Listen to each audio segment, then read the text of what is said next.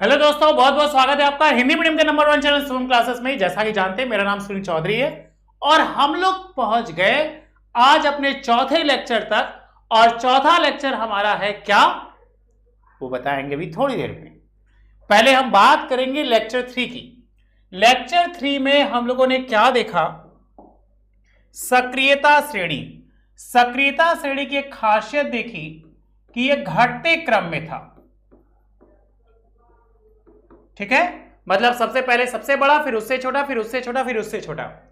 उसके बाद पाया खनिज जो धातु मुक्त या संयुक्त अवस्था में प्राप्त होते वो खनिज कहलाते।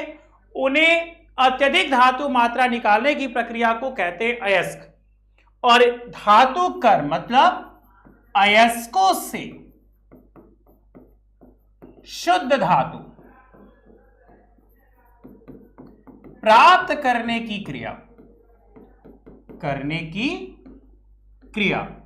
क्या कहलाती है? धातु कर्म। अगर कोई हमसे पूछे धातु कर्म कितने पदों में होता है, तो एक छोटा सा फंडा याद रखिएगा बेटा, 5 चरण होते हैं। कितने चरण होते हैं? 5। सबसे पहला होता है अयस्कों का सांद्रण। अयस्कों का सांद्रण।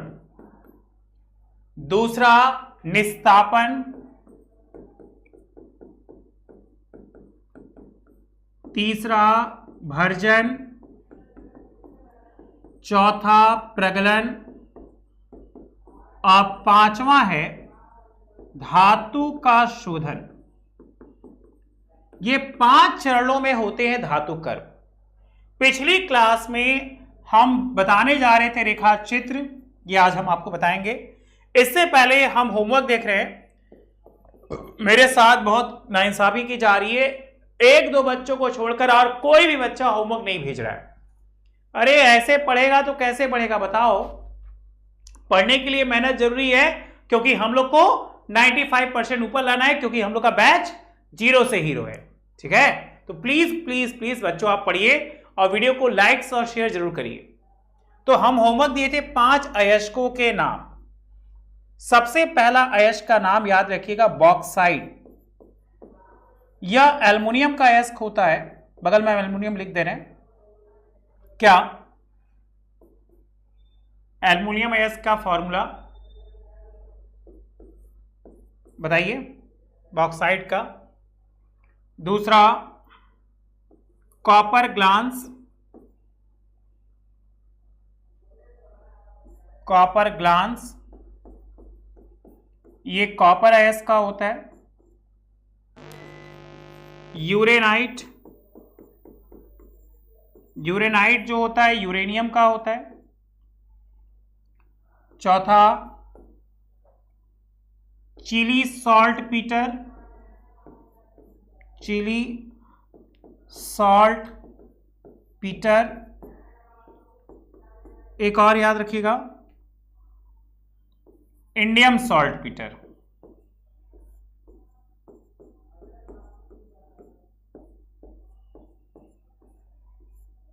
ठीक है, तो आपको यही करना था, नहीं कर पाए हैं यही आपकी पेनाल्टी है कि आपको होमवर्क इसके अकॉर्डिंग आपको करना है। ठीक है, याद रहेगा? हम आगे चले। आज यहां तक क्लियर है सबको? चलिए आइए हम बात करेंगे आज की क्लास में रेखा चित्र की। अगर हम बात करें अयस्कों के रेखा चित्र की, तो याद रखिएगा सबसे पहला रहेगा अयस्कों का सांद्रण। तो सांद्रण के लिए हम क्या करेंगे, ये इसका रेखा चित्र है, उसको 3 भागों में बांटेंगे। सबसे पहला रखेंगे अधिक सक्रिय धातु, उसके बाद मध्यम सक्रिय धातु,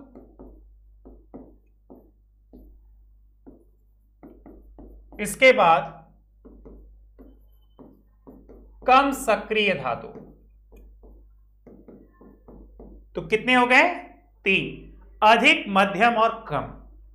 अगर आपको याद होगा कि अधिक सक्रिय धातु में अगर हम 4 को ले तो याद होगा कौन कौन? Lithium, sodium, potassium, magnesium.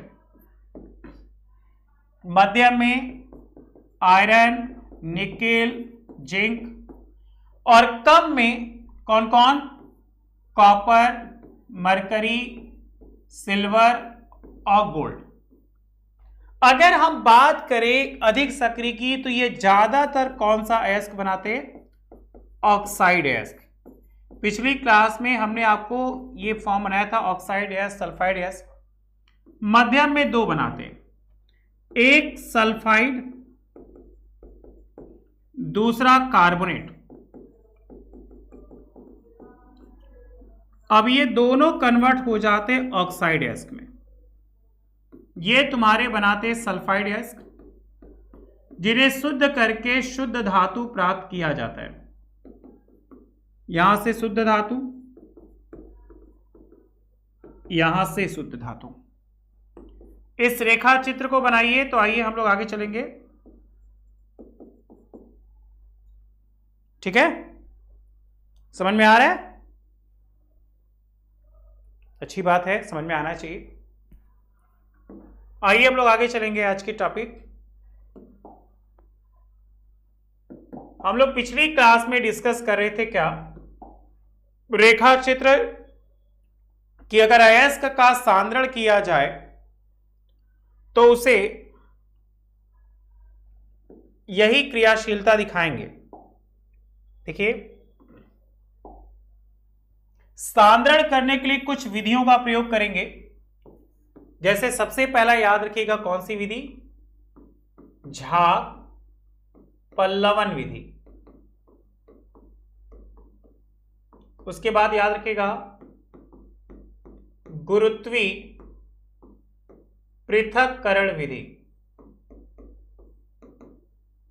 उसके बाद चुंबकीय पृथक्करण विधि। इतनी विधियों का प्रयोग करके हम क्या करेंगे? उसको अलग करेंगे। आपको कहा कि उच्च 3 भाग थे। उच्च अभिक्रियाशील में कौन कौन? सोडियम हो गया, पोटेशियम हो गया, मैग्नीशियम हो गया। मध्यम में कौन हो गया? जिंक हो गया, आयरन हो गया, निकिल हो गया। निम्न में कौन हो गया? कॉपर हो गया, मरकरी हो गया, सिल्वर हो गया, गोल्ड हो गया।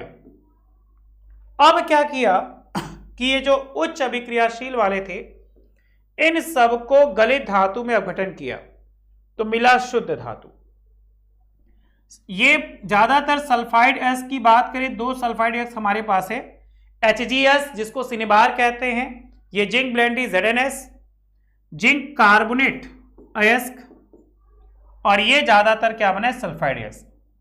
आप लोग से रिक्वेस्ट है कि मेरे साथ चलते रहिए, ड्रॉ करते रहिए, और अगर किसी प्रकार की कोई समस्या हो तो हमसे पूछते रहिए। हम आपकी सेवा में बिल्कुल तत्पर हैं। अगर किसी प्रकार का कोई डाउट्स होगा बच्चों तो मुझे तुरंत बताइएगा, हम आपके डाउट्स को क्लियर करेंगे। इसके बाद देखिए हम लोग क्या बात किए। अब ये परिवर्तित हो जाएगा धातु के शोधन में, कि भर्जन क्रिया होगी। अभी कुछ देर पहले बता रहे थे निस्तापन भर्जन। और भर्जन क्रिया के पश्चात क्या मिलेगा? धातु ऑक्साइड। और यहां भर्जन क्रिया के बाद धातु जिसको शोधित करके हम निकालेंगे शुद्ध धातु।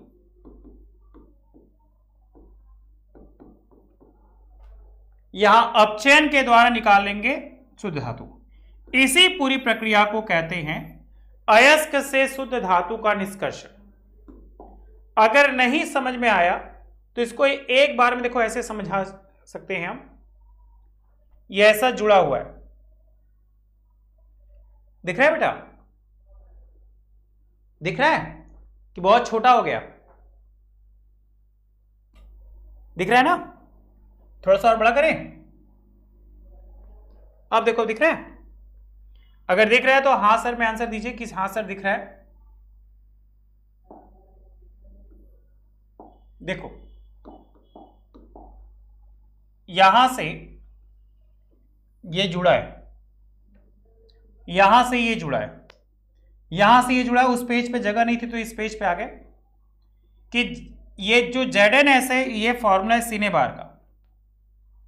ठीक है, अगर कोई पूछे सीने बार का फॉर्मूला बताइए तो आप याद रखिएगा HgS, और यहां से धातु का निष्कर्षण होके पा गए हम लोग क्या, शुद्ध धातु। बताइए समझ में आ रहा है? आइए हम लोग आगे चले। क्या मुख्य परिभाषा, सबसे पहला रहेगा हमारा गैंग। एग्जाम में आएगा कि क्या कहा जा सकता है, तो सबसे पहला लिखिए गैंग। क्वेश्चन बनेगा कि गैंग क्या होता है, गैंग को समझाइए। तो याद रखिएगा कि पृथ्वी से खनित अयस्कों में रेत, मिट्टी आदि जैसी कई अशुद्धियां पाई जाती हैं। इन्हीं अशुद्धियों को ही कहते हैं क्या, गैंग। क्लियर? उसके बाद भर्जन, सल्फाइड अयस्क को वायु की उपस्थिति में अधिक मात्रा ताप पर गर्म करने पर वह ऑक्साइड बदलेगा। देखिए सल्फाइड अयस्क बदल जाएगा ऑक्साइड में, किसके द्वारा, वायु की उपस्थिति, तो उसी क्रिया को कहेंगे भर्जन। जैसे ZnSO2 से क्रिया करके जिंक O2 बन गया, या HgS था HgO बन गया, तो ये क्रियाशील होकर बन जाएंगे क्या हमारे, क्या हो जाएगा, SO2। क्लियर? समझ में आ रहा है? दोस्तों अगर आप क्लास 9 से 12 तक के स्टूडेंट और आपको 2022 में यूपी बोर्ड का पेपर देना है तो अब आप इंडिया के नंबर 1 लर्निंग प्लेटफॉर्म अनअकैडमी पर यूपी बोर्ड परीक्षा की तैयारी कर सकते हो। और अभी आपके लिए गुड न्यूज़ है, जो स्टूडेंट अभी तक बैच ज्वाइन नहीं किया उनको मैं बता दूं, अभी तक आपको सिर्फ 10% का डिस्काउंट मिल रहा था शुभम UP10 कोड यूज़ करने पर, लेकिन अनअकैडमी स्पेशल प्राइस वीक में आपको 10% का एक्स्ट्रा डिस्काउंट मिल रहा है। अगर आप एक बैच भी ज्वाइन करते हो तो यहाँ पर आपको सभी सब्जेक्ट की प्रॉपर लाइव क्लास मिलेंगी। जो भी डाउट रहेगा आप इंडिया के टॉप एजुकेटर द्वारा पूछ सकते हो, और सबसे इंपॉर्टेंट बात, प्रॉपर नोट्स मिलेंगे, टेस्ट होंगे, और प्रॉपर आपका हर सब्जेक्ट का सिलेबस टाइम पे खत्म किया जाएगा और रिवीजन भी कराया जाएगा। अगर आपका भी सपना है 90+ फोड़ना, तो डिस्क्रिप्शन में मैंने इस बैच का लिंक दिया है, उस पर क्लिक करके आप जिस भी क्लास में हो उस पर इनरोल करो।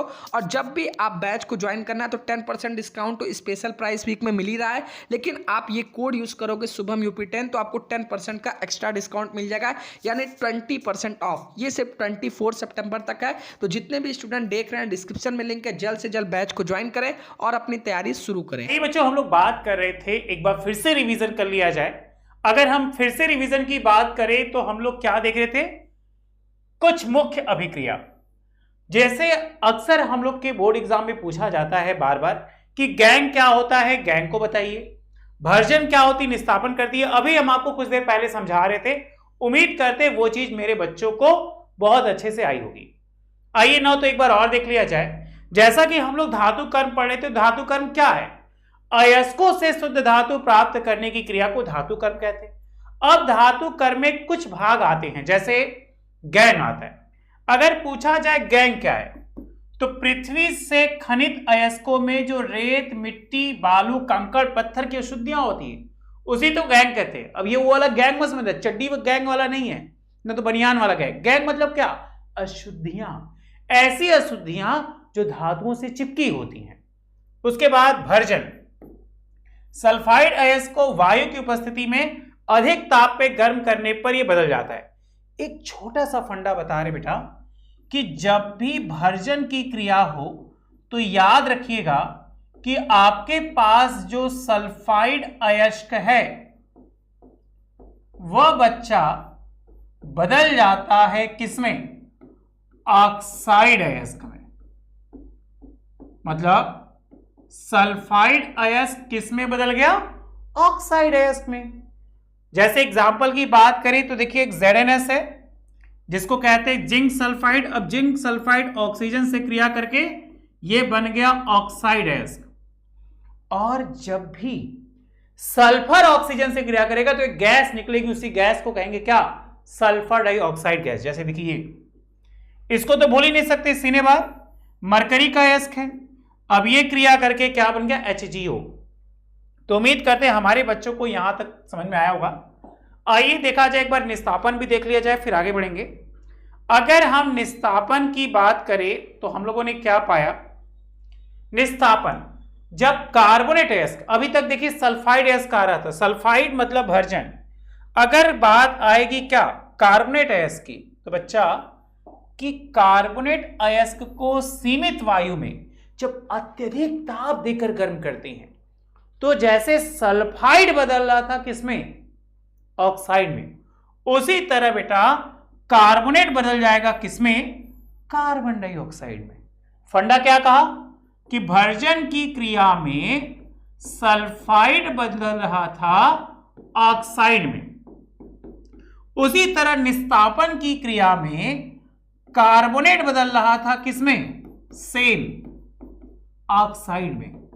जैसा कि आप जानते हैं हमारा एमसीक्यू है, और एमसीक्यू में ऐसे ही क्वेश्चन पूछे जाएंगे जो आपको एग्जामिनर फंसाएगा। तो हमें बिल्कुल नहीं फंसना है, क्योंकि हम लोग की बैच चल रही है 0 से हीरो, और इस बैच के तौर पे हमें ये बात, वो हर छोटी छोटी बात जाननी है जो एमसीक्यू में आ सकती है। तो क्वेश्चन बनेगा भर्जन की क्रिया में क्या होगा? तो भर्जन की क्रिया में सल्फाइड से ऑक्साइड होंगे। यही छोटे छोटे क्वेश्चन एग्जामिनर पूछेगा। उसी तरह ऑक्साइड की क्रिया में निस्तापन की क्रिया में क्या होगा?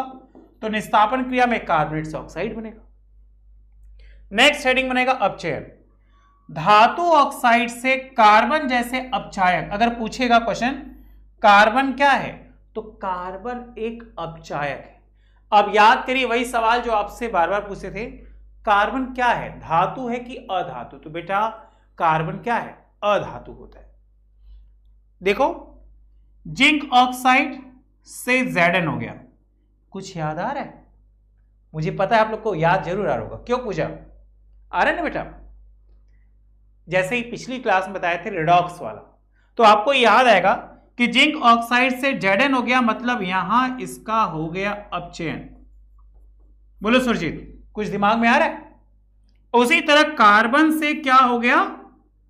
Carbon monoxide. अब कार्बन मोनोऑक्साइड हुआ तो ये क्या हो गया? ये हो गया यहां ऑक्सीकरण। मतलब रेडॉक्स अभिक्रियाएं परफॉर्मेंट होती है जहां कार्बन एक क्या है? अपचायक के रूप में कार्य करता है।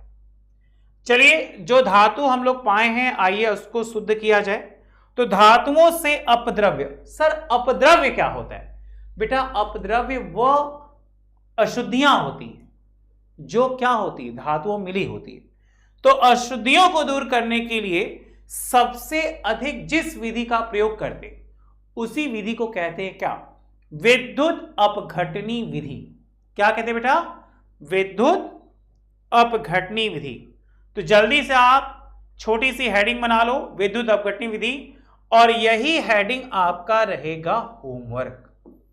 अब कहोगे सर होमवर्क बहुत देते हैं। बेटा होमवर्क इसलिए देते हैं कि हमारे बच्चों को चीजें अच्छे से आ जाए, और हमारे बच्चे चाहे स्कूल में हो, चाहे कोचिंग में हो, चाहे जहां भी हो, वो अपनी अच्छी परफॉर्मेंस दे सके। जैसा कि फीडबैक आ रहा था कि बहुत सारे बच्चों का कहना था कि सर शुभम क्लासेस में ऐसी क्लास चलती है जैसे लगता है बिल्कुल लाइव चल रहा है, और हम लोग वहां पे अच्छे से स्टडी कर रहे हैं।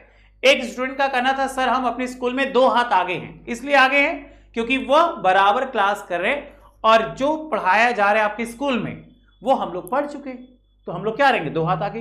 तो बच्चा इसी तरह मन लगा के पढ़ते रहिए। हमारी बाबा विश्वनाथ से यही मनोकामना है कि जितने भी बच्चे इस चैनल से जुड़े हुए सब अच्छे नंबरों से पास हो।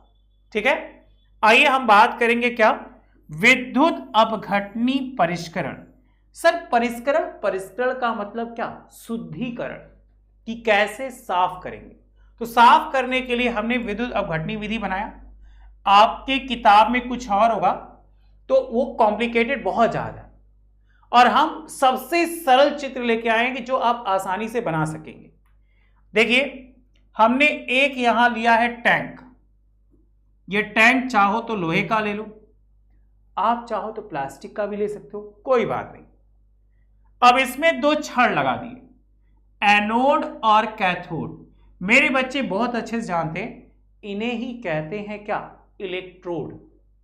तो कैथोड और एनोड को हम ले लिए। अब इसमें हम डाल दिए क्या, अपद्रव्य। ये अपद्रव्य हमने डाला, बिल्कुल, किसमें, अयस्कों से। अब ये अयस्क जब शुद्ध हुए तो अशुद्धियां नीचे बैठ गई, उन्हीं को कहा जाता है बेटा एनोड पंख। बताइए, देखिए यहां पे कॉपर है, कॉपर आ जाएगा इस पे, और जो अशुद्धियां हैं वह बैठ जाएंगी कहां, नीचे। ये हमारी अशुद्धियां। तो बच्चों जल्दी से आप क्या करिए, जल्दी से चित्र बना लीजिए, और ये चित्र आपका रहेगा होमवर्क। अगर आपकी किताब में होगा तो अच्छी बात है, वरना हमारे बच्चे बहुत ज्यादा स्मार्ट हैं। आप स्क्रीनशॉट खींच के रख लो, इस चित्र को बाद में बताना, और मुझे टेलीग्राम पे मैसेज करके बता देना कि हमने आपका होमवर्क कर लिया। जैसा कि बहुत सारे बच्चों का रिस्पॉन्स है, वो प्रॉपरली होमवर्क भेज भी रहे हैं, और साथ ही साथ जो भी उनके डाउट्स हैं वो भी चल रहे हैं। वैसे हम सोच रहे हैं कि जो DCS class, doubt clear class है, वो भी लाइव आपके साथ कभी ना कभी जुड़ जाया जाए। अगर आप इस बात पे एग्री होगे तो कमेंट बॉक्स में बच्चा बिल्कुल कमेंट करेगा, हम आपके कमेंट्स का इंतजार करेंगे। ठीक है, चलिए आगे चलिए। जैसा कि चित्र को देखकर क्या पाया, चित्र को देखकर कुछ बातें पाई, आप उसको नोट्स करके लिख लीजिए। देखिए, सबसे पहले हम बात किए किसकी, एनोड की। तो एनोड पर अशुद्ध तांबा आया। क्वेश्चन बनेगा कि जो इलेक्ट्रोड थे वो कितने प्रकार के थे, तो दो। कौन कौन से, कैथोड और एनोड। इन्हें ही क्या कहते हैं, इन्हें ही कहते हैं इलेक्ट्रोड। क्यों, क्योंकि इनके बिना हम किसी भी विद्युत अपघटनी विधि का परिष्करण नहीं कर सकते, इसलिए ये क्या हो जाते हैं, इलेक्ट्रोड। अब क्वेश्चन बनेगा कि सर शुद्ध तांबा, तांबे को ही तो बेटा कॉपर कहते हैं, क्या सिंबल, Cu। तो अशुद्ध तांबा एनोड पे चला गया। अभी हम लोग देख रहे थे एनोड के नीचे जो कीचड़ नुमा बैठा था यही था, और शुद्ध तांबा जो है वो आ गया कहां पे, कैथोड पे। तो कैथोड पे शुद्ध और एनोड पे अशुद्ध। एक नाम और आता है, इसको याद रखिएगा, जस्ता, बोले तो जिंक, Zn। ये जो जस्ता है, जिंक है, इसका भी प्रयोग अक्सर इलेक्ट्रोड में किया जाता है, और खासकर जब प्लेट लगाई जाती है तो दो विद्युत अपघट्ट लिया जाता है, एक कॉपर सल्फेट और एक क्या, जिंक सल्फेट। इजी। तो इन प्रयोगों का प्रयोग हम विद्युत अपघट्टियों में करते हैं, जो साधारणतः विद्युत रासायनिक अपघटनी विधि में किया जाता है। और विद्युत रासायनिक अपघटनी विधि द्वारा जो अशुद्धियां होती हैं उन्हें शुद्ध किया जाता है। बताइए, समझ में आ रहा है? आगे चला जाए।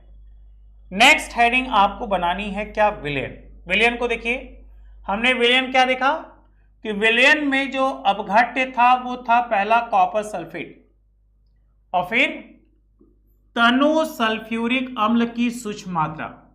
अब मेरे बच्चे बहुत अच्छे से जानते हैं कि सल्फ्यूरिक अम्ल का फॉर्मूला होता है क्या, H2SO4। बताइए, क्या ये बात समझ में आ रही है? अगर आ रही बच्चों तो एक छोटा सा नोट बता रहे, इस नोट को आप लिखिए, बहुत ध्यान से, बहुत समझ के आप इसको करिएगा, बहुत इजी है। क्या कि विद्युत अपघट्य से जब विद्युत धारा प्रवाहित की जाती है तब एनोड से अशुद्ध तांबा, ठीक है, एनोड पर अशुद्ध तांबा अपघट्य में घुल जाता है, और वही देखा होगा पेंदी के नीचे बैठ जाता है, किसमें, एनोड पंख के रूप में। दूसरा, उतनी ही मात्रा में शुद्ध कॉपर विद्युत अपघट्य से कैथोड पर निक्षेपित हो जाता है। सर ये निक्षेपित का मतलब क्या होता है? बेटा निक्षेपित का मतलब अवक्षेप, जो अघुलनशील अशुद्धियां होती हैं उन्हीं को कहा जाता है क्या? अवक्षेप। क्या? अघुलनशील अशुद्धियां, अघुलनशील अशुद्धियां। ओके, नेक्स्ट और लास्ट, अविलेय अशुद्धियां एनोड तली पर निक्षेपित होती हैं जिसे एनोड पंख कहते हैं। बताइए, एक बार ध्यान से देख लीजिए, विद्युत अपघटनी विधि बहुत ही मोस्ट इंपॉर्टेंट है। आपके क्लास 10th के बोर्ड एग्जाम में कई बार पूछ चुका है, इसलिए आप देखोगे कभी भी जब क्वेश्चन बैंक खरीदेंगे तो उसके नीचे देखना जरूर लिखा होता है। तो वो क्या है? वो ये बताता है कि कितने बार ये पाया गया है। ठीक है, 2017 में आया, 2012 में आया, 2014 में आया, तो ये सारी चीजें पूछी गई। तो इसको जल्दी जल्दी कॉपी करिए, जितनी जल्दी जल्दी कॉपी करेंगे उतनी जल्दी क्लियर होगा, उतनी जल्दी हम लोग आगे चलेंगे। ठीक है, आगे चला जाए। चलिए नेक्स्ट हेडिंग बच्चा बनाइए, संक्षारण। देखिए, अगर हम बात करें संक्षारण की तो धातुएं अपने आसपास अम्ल, आर्द्रता एवं वायु आदि के संपर्क में आने पर संक्षारित हो जाती हैं। अगर बच्चा संक्षारित को समझा जाए तो इसको याद रखिएगा, जंग लगना, कि जंग लगकर वह क्या होती है? खराब हो जाती है। जैसे सोचिए, एक छोटा सा एग्जांपल ले रहे हैं तो याद कर लीजिए, आपके पास जो है वह क्या है? एक अभिक्रिया। किसकी अभिक्रिया? संक्षारण की अभिक्रिया की अभिक्रिया। जैसे सोचिए, आपके पास आयरन है, अब इसका एग्जाम्पल हो गया लोहे में जंग लगना। तो लोहा अपने आप तो खराब नहीं होगा, तो लोहे में जंग लगना। अब आयरन प्लस वायु, जैसे अगर स्टेटमेंट देखा जाए तो स्टेटमेंट ऐसे समझो, लोहा प्लस वायु प्लस जल, तीर का निशान, जंग सूत्र, ये ज्यादा बेस्ट है, जंग सूत्र। अब लोहे के फॉर्मूले आपको अच्छे से पता है कि लोहा का जो फॉर्मूला हो जाएगा वो हो जाएगा Fe। वायु का आप अच्छे से जानते हो O2, जल का भी आपको पता है क्या? H2। अब जंग सूत्र का फॉर्मूला आपको याद रखना होगा, जिसे कहते हैं हीमेटाइट। यह एक तरह से लोहे का अयस्क होता है और इसी अयस्क को साफ करके लोहा प्राप्त करते हैं, मतलब Fe2O3.2S2। बताइए, क्या यह बात समझ में आ रही है? Fe प्लस O2 मिलके क्या बना? H2O 2Fe2O3। बैलेंस करने के लिए मेरे बच्चों याद रखिएगा कि बैलेंस करने के लिए हम क्या करेंगे, यहां पे 2 का गुणा कर दीजिए, तो देखिए हो गया 2 तिहाई 6, यहां 3 से गुणा कर दीजिए। जल के आगे 2 है तो यहां 2 से गुणा कर दीजिए। अब 2 2 4 हो गया आयरन, तो यहां 4 से गुणा कर दीजिए। बताइए, क्या ये बात मेरे बच्चों को समझ में आ रही है? अगर आ रही है तो आप यस सर में आंसर दीजिए। ठीक है, अगर नहीं आ रही तो कमेंट बॉक्स में कमेंट करिएगा कि सर नहीं आ रही, तो आप बताइएगा, हम एक बार और समझा देंगे। अब एक छोटा सा नोट याद रखिएगा, हम लोग के पास क्या है, लोहा, और जब लोहा में जंग लगता है तो वो हो जाता है भूरे रंग का, मतलब धातु और जंग का रंग। क्वेश्चन ये भी बन सकता है कि कौन सी धातु में किस प्रकार का रंग आता है। वैसे सुना होगा सोना और चांदी।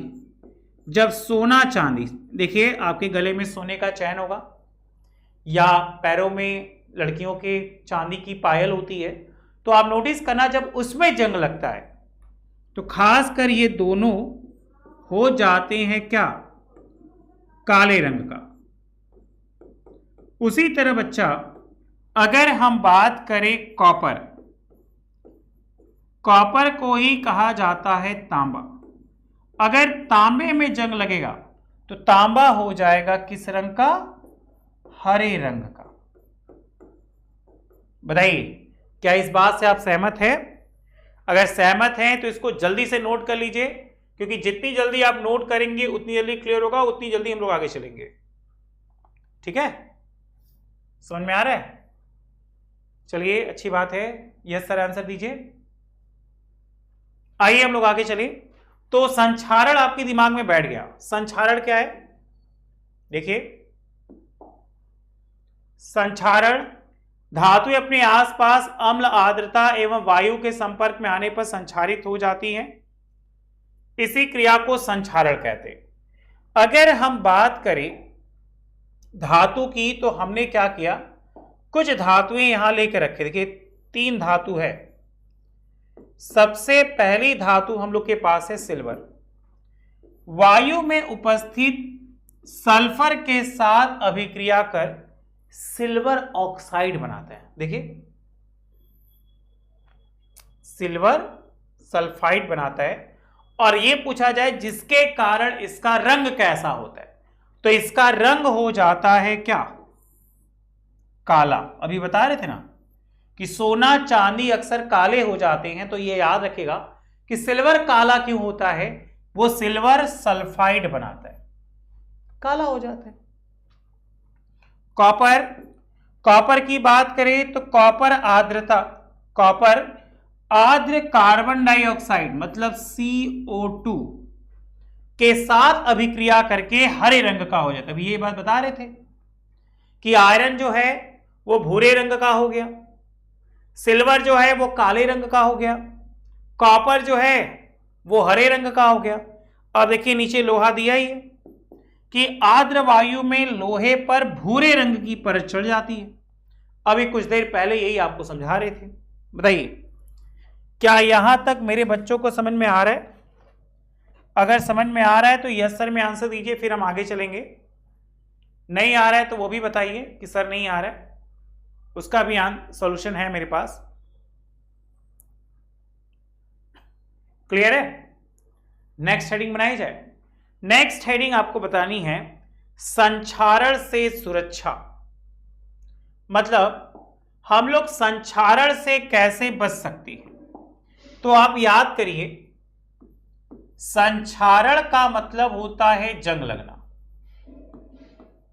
अब हमें जंग लगना से बचाना है।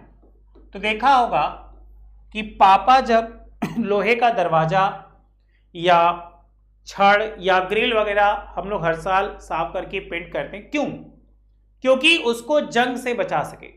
क्योंकि आपके पास बहुत सारी ऐसी चीजें हैं बच्चा जो क्या जंग लग जाए तो खराब हो जाती। जैसे आप देखिए बड़े बड़े पुलों का निर्माण लोहों से किया गया है।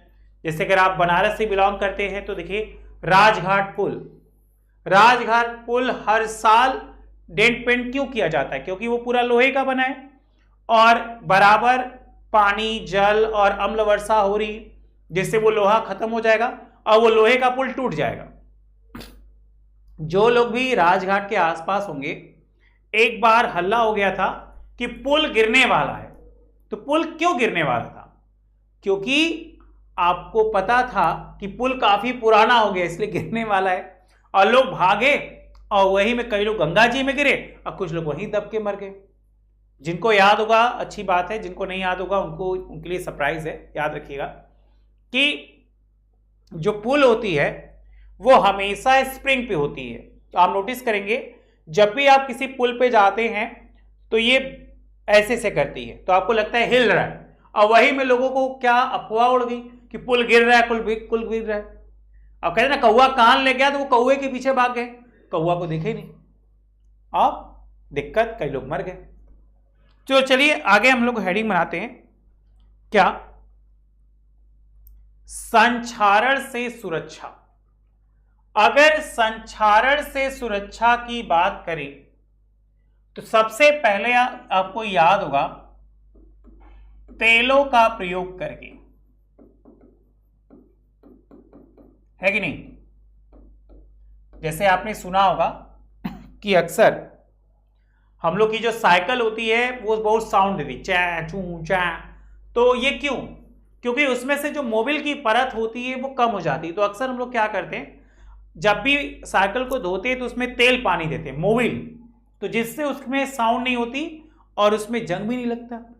या थोड़ा सा मोटा वाला लेप लगाते हैं। तो आपको याद होगा ग्रीस का प्रयोग करके, नहीं, तीसरा सबसे सस्ता सबसे अच्छा पेंट का प्रयोग करके।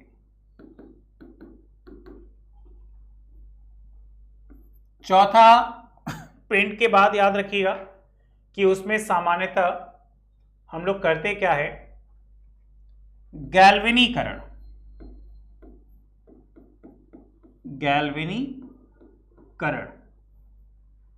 का प्रयोग करके। सवाल ये होता है सर गैल्वेनीकरण क्या है? तो गैल्वेनीकरण मतलब किसी धातु के ऊपर जिंक की परत चढ़ा देते हैं। अब जिंक की परत चढ़ाने की क्रिया को क्या कहते हैं? गैल्वेनीकरण। ओके।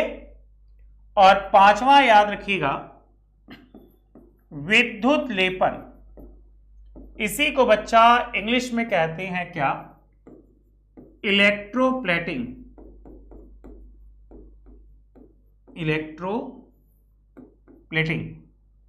और छठवां जो बहुत नॉर्मल है क्या? मिश्र धातु। नाम सुना होगा, इसी को कहते हैं एलॉय। अगर इतनी चीजें याद आ रही है तो अच्छी बात है। नेक्स्ट क्लास में हम लोग मिलेंगे तो इसी चीज को आगे बढ़ाएंगे। तब तक के लिए आप स्वस्थ रहिए, मस्त रहिए, हमारे वीडियो को देखते रहिए। इसे ज्यादा से ज्यादा लाइक करिए, शेयर करिए, अपने दोस्तों को बताइए कि शुभम क्लासेस में लगभग केमिस्ट्री खत्म होने वाली है। जल्दी से बैच को ज्वाइन करके रिवीजन करें और हम लोग अपने हाफ ईयरली के साथ साथ एनुअल की भी तैयारी कर सकेंगे। ठीक है, तब तक के लिए thank you so much, bye bye. आप लोग स्वस्थ रहिए, मस्त रहिए।